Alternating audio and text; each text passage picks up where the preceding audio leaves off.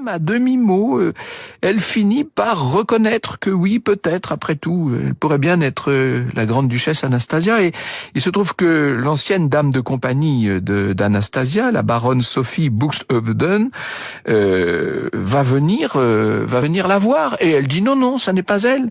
Elle nie toute ressemblance, sauf qu'il y a une autre personnalité, c'est Arthur von Kleist, qui va prendre la jeune femme sous son aile, qui va la faire sortir de l'asile. Elle est libre le 30 mai 1922, et von Kleist reçoit chez lui tout Berlin, une partie de l'Europe du Gotha, si je puis dire, qui veut toucher cette miraculée, qui veut voir Anastasia Romanov.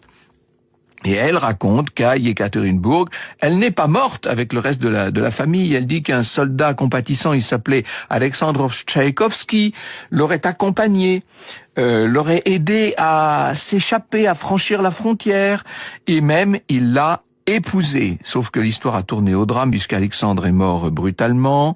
La prétendue Anastasia s'est retrouvée seule et sans appui, livrée à elle-même dans un pays étranger. Elle a erré donc à Berlin et puis elle a sombré dans la détresse jusqu'à se jeter dans ce canal. Voilà à peu près l'histoire.